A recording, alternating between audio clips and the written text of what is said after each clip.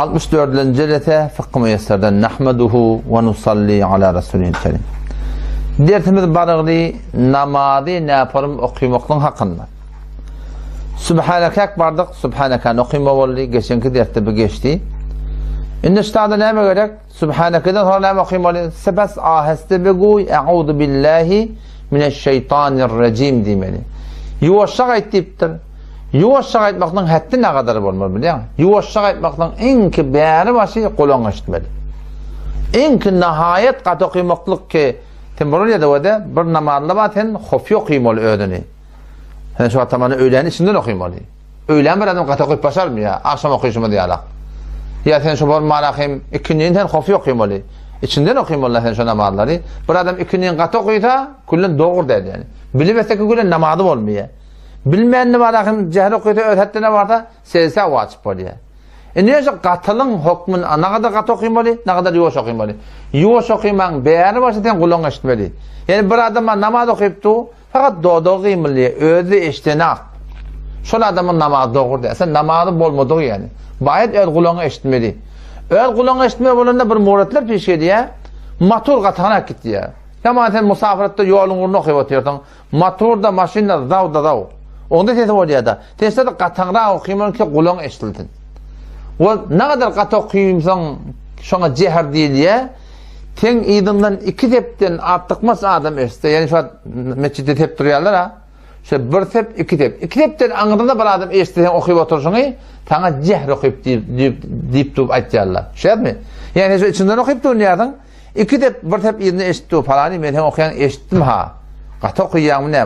Onda da irade yok. Yine şu içinden okuyup duruyor hesap oluyor. İki tepte duran adam da eşitte, ikiden tepte. O da var sen tedin eşitte yine de şol yuvaş okuyup duran hükmüne giriyor. Ama iki tepten anırda bir adamda ten içinden okuyup duran eşitte onun hiç namazı ne oluyor? Namazı doğru olmuyor. O ne diyeyim? Ten yuvaş okuymalı namazda katı okuyduğun hesap oluyor. Şimdi biliyor musun? Şimdi biliyor musun uğrunu? Peki onunla yuvaş okuymalı namazlar yuvaş okuymalı, katı okuymalı namazlar katı okuymalı. Kabul ne o da? Bu mescitte bir gurun geliyor. Bu mescidin gurunu. Mescitte sen yuvaş okuymalı. Ama yuvaş okuymalı.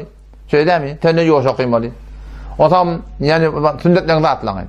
Ondan sonra malakim yani akşam dağıtlarda yattığını ertini katı okuymalı. Ama sen ki iznime sünnetini ödün yuvaş okuyorsun. İndi bir gurun başladı. O dikkat.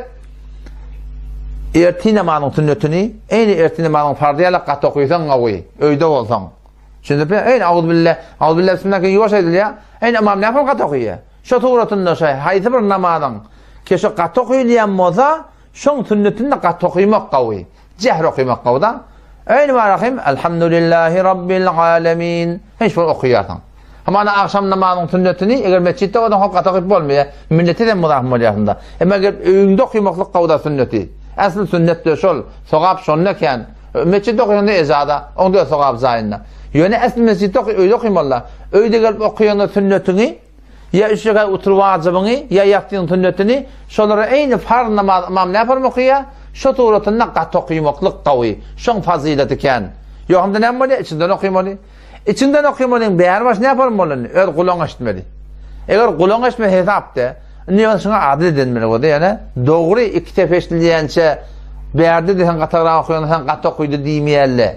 Ya masadan okuymalı değil mi ya? Cehr hesap olmuyor. Yani onu da hem millete mudahım olmalı yani. O zaman şimdi bir yolcağı varsın. Şey durumda bir form nefesini burnuna salıp okuyuluyor da kesince okuyanın oradan eşitip duruyorsun. Ne kadar da başa okuyala, katana okuyala kaptan neken mudahım oluyor biliyor musun? Her bir adamda bir hosele var. Oradan o tarafa rakayım. Aslında sen okuyuşun mümkün behem urttur namazını. O zaman katı okuyan deyip de o zaman. O zaman şu aran tapacak olmalı. Şu ortam yana kesin manifat evet kulağın açıyor. Kaptan lakide bir ikiden harf eşleştir. Yani şu ortam yana mızacağı var. Şun tapacak olmalı. Öd dilinde, öd varakın vücudunda şol bolyan da yani. Şu tuğratımda. Biz onunla Subhaneke'nin Allahu Ekber deyip durduk. Elin koyun aşağına koyduk. Önce Subhaneke'ni koyduk. Tanrım yuvaşça çıktan. Euzubillahimineşşeytanirracim. Tanrım yamaçlardan yeni yuvaşçaktan. Bismillahirrahmanirrahim diyemeli. Düştük mü? Bunu kime itmeli? Bir ödün okuyup tuğkan. Sonra öyle okuyup ama amın idin ne olsan ne hemen okuymalı? Subhaneke'ni okuymalı. Ne Euzubillah okuymalı ne Bismillah okuymalı. Hiç okuymalı yani. Sonra ne diyeyim? Euzubillah Bismillah alkamın kıy. Sen imamın alkam okuymalı mı? İmamın alkam okuymalı da. Sen imamın yanına yetirsen Subhaneke okuymalı. 5 son vurdun. Hop. Bardın ne vurdun? Euzubillahi yuvaşak etti. Bir ödün.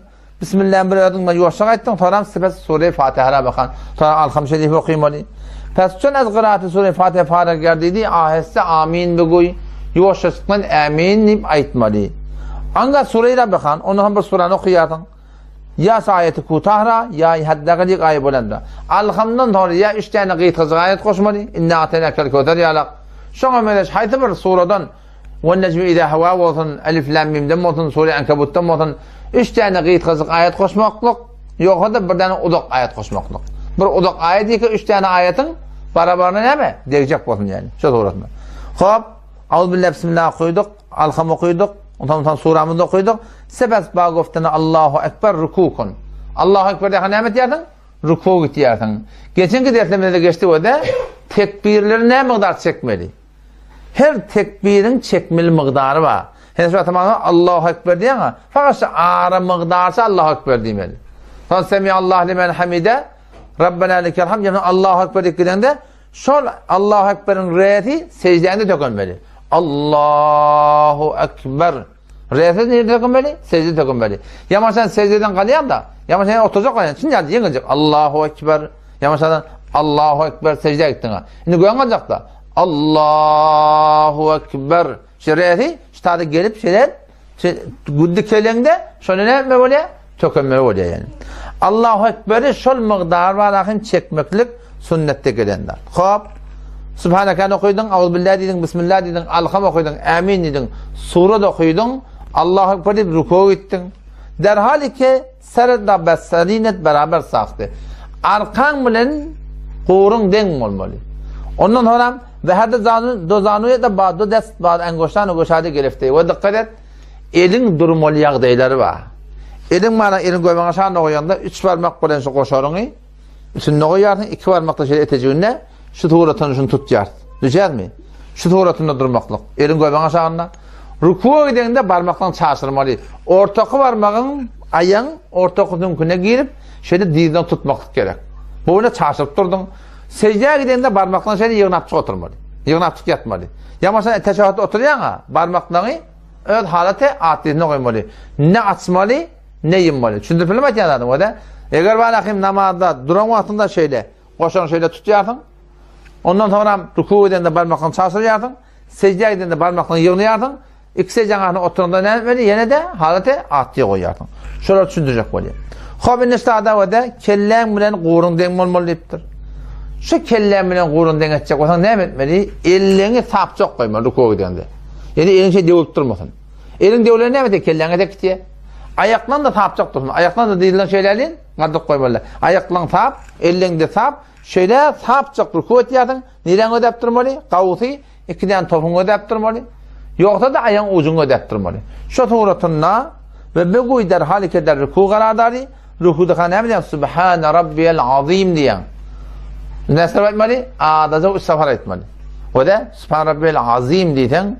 Azim Huday hakikaten şeytanın bir adı diye. Kullen na'udhu billah şeytanı Rab tutunlu olmalı. O zaman şu taydan dehmet çekmeli namazın tafaklarını hetmin bir alimden bir bilen moğladan kulak öğrenmeli. Namazın tafaklarını doğrulamalı. O namazın tafaklarını doğrulan sonra namazı düşünüp okumakla dehmet çekmeli. Şu an elhamdülillah amin diyen, amin demetten ya Allah kabul ettiğin şey. Ne demek amin ettiğin? Ne demek Huda kabul etmeli? Mabada dua ettiğin dağdığın namazını düşünüp ödün sonra tertih yaşap ne dersin ha? Şahitiyen düşünmeden şeyler var ya da biliyorsun. Namazı düşünüp okumakla dehmet çekmek gerek. Hem elfazını doğrulamalı, ahım oladan ve hem de son manasını düşünüp okuyacak olmalı. Düşünmeyen okuyan sevabı yok mu? Sevabı Huday veriyor. Yerden Huday verip beş durdun, ne diyen düşünme olur akım. Düşünmeyen okuyun da Huday tokap verir. Ahlakını kabul eder. Yöne ki her kim ibadatını benehve ehsen doğru suratına enjam vermekte gerek. Vesselamu aleyküm ve rahmetullahi ve berekatuhu.